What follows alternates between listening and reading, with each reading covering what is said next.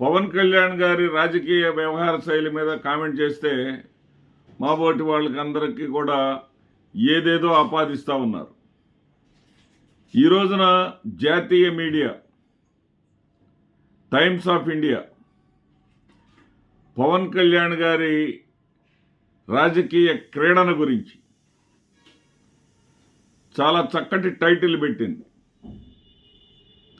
చేగువీరా to Hindutva, Pawan power play, Pawan power play అంటే పవన్ కళ్యాణ్ గారు ఆయన రాజకీయం అంతా కూడా అధికార క్రీడే, విలువలు లేవు, విధానాలు లేవు, విలువలకు కట్టుబడి ఉండేటటువంటి విధానమే లేదు, అతనికి అధికారమే యావా, అధికారం కోసం ఓసరవెల్లిలాగా ఎప్పటికప్పుడు రంగులు మార్చేయగలడు అని చాలా స్పష్టంగా ఆ పత్రిక చెప్పింది. ఆ పత్రిక రాసినటువంటి విషయం ఏంటంటే 2014 ఎన్నికల్లోనే భారతీయ జనతా పార్టీకి సహకరించడం కోసం, అక్కడ టీడీపీని కూడా మెన్షన్ చేయాలి ఆ పత్రిక, భారతీయ జనతా పార్టీకి సహాయం చేయటం కోసం ఎన్నికల్లో తాను పోటీ చేయకుండా సహకరించాడు. తరువాత రంగులు మార్చటంలో దిట్ట అనే దానికి 2019 ఎన్నికల్లో చెగువీరా బొమ్మలను తన క్యాంపెయినింగ్ వాహనాల మీద సైతం ముద్రించి ఏదో కార్మిక వర్గాల కోసం, అణగారిన వర్గాల కోసం, కమ్యూనిస్టు భావజాలంతో ముందుకు నడుస్తున్నట్లుగా కమ్యూనిస్టు పార్టీలతోనూ బీఎస్పీతోనూ పొత్తు పెట్టుకొని ఎన్నికల్లోకి ముందుకెళ్ళినటువంటి వైనాన్ని గురించి కూడా ఎక్స్ప్లెయిన్ చేశారు. ఆ తర్వాత అధికారమే పరమావధిగా భారతీయ జనతా పార్టీ కనుసన్నల్లో కూటమిలో భాగస్వామి అయి తెలుగుదేశం పార్టీకి అండగా నిలిచిన వైనాన్ని కూడా రాశారు. ఏదైతే తిరుమల లడ్డు అడల్ట్రేషన్, దాంట్లో ఏదో కల్తీ జరిగిందన్నటువంటి అంశానికి అధికమైనటువంటి ప్రాధాన్యత ఇస్తూ ప్రాయశ్చిత్త దీక్ష చేయటం, ప్రాయశ్చిత్త దీక్ష అనేటటువంటి అంశాన్ని కూడా ఆ పత్రిక రాసింది. అంటే తాను చెగువీరా కాదు, ఏం కాదు, సనాతనవాదిని,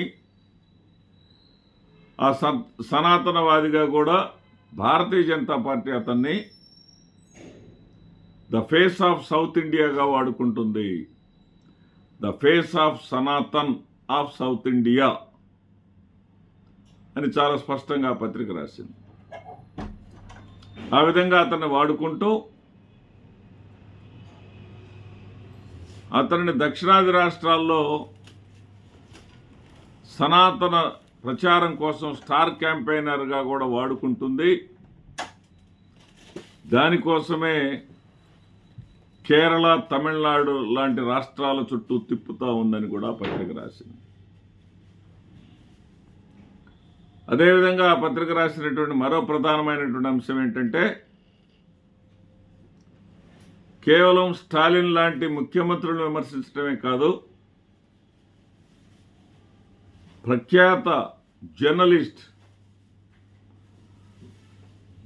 అనే కన్నా ఆవిడని చరిత్రకారిణి అనాల.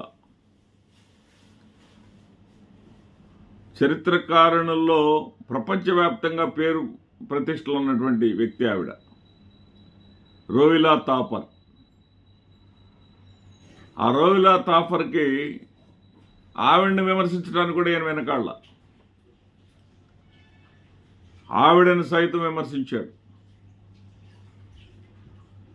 నా ఇంట్లో నా బిడ్డ క్రిస్టియన్ అన్న నోటితోనే ఎవరైనా సరే సనాతన ధర్మాన్ని గురించి వ్యతిరేకంగా మాట్లాడితే వాళ్ళని సహించేది లేదు అనే విధంగా ఇతను మాట్లాడినటువంటి వైనాన్ని, రంగులు మార్చేటటువంటి విధానాన్ని, ఇవన్నీ కూడా కేవలం అధికార యావతోటి, అధికార పిచ్చతోటి మాత్రమే అని ఆ పత్రిక రాసింది. దీనికి మనం ఆంధ్రప్రదేశ్లో జరిగేటటువంటి విషయాలను కొన్ని మనం కానీ జోడిస్తే, ఈయన అధికారంలోకి రాకముందు వారసత్వానికి వ్యతిరేకం అన్నాడు. ఇప్పటికి కూడా హల్చల్ చేస్తున్నాయి ఆయన వీడియోలు.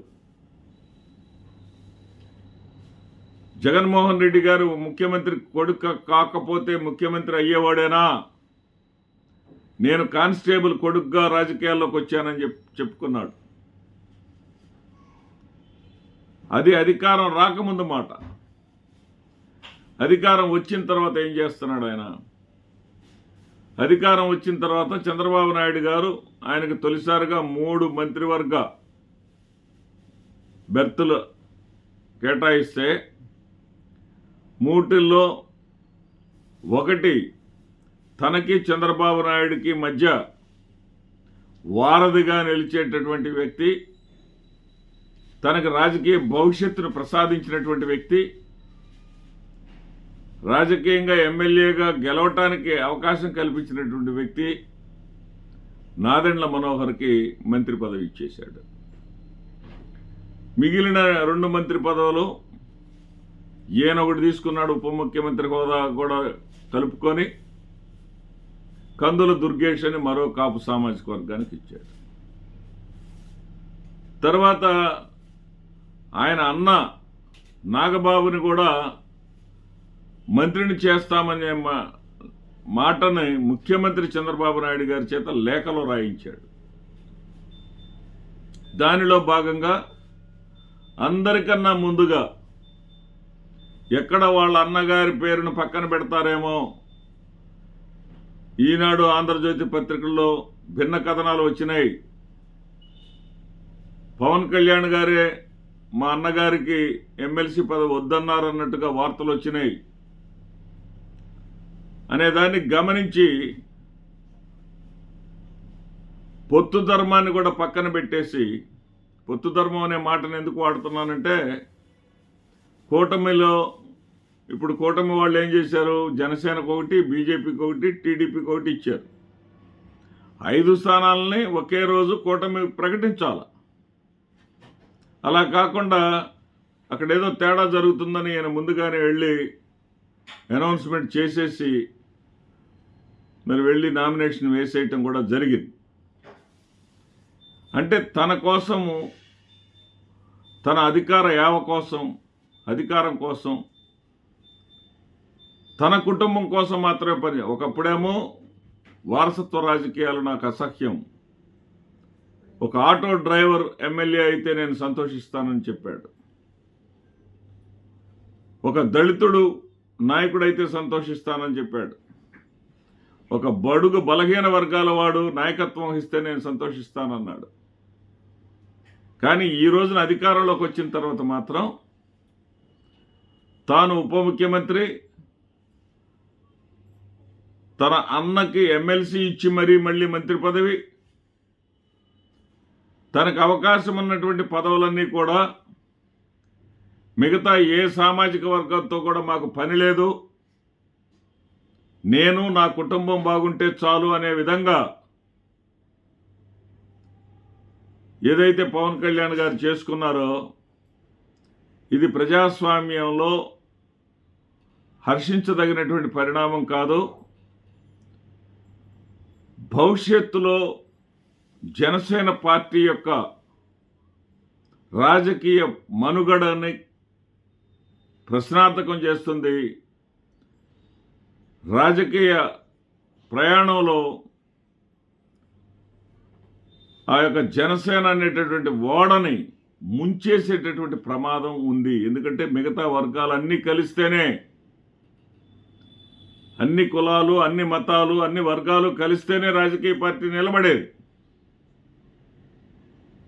అలా కాకుండా అధికారం రాకముందు చేగువీర మాటలు చెప్పి అధికారంలోకి వచ్చిన తర్వాత కుటుంబమేరా జీవితం అనే విధంగా ఉన్నటువంటి విధానాన్ని ప్రజాస్వామ్యం గుర్తించదు. తనకు అవకాశం వచ్చినప్పుడు తగిన శిక్ష విధించి తీరుతుంది. నమస్తే.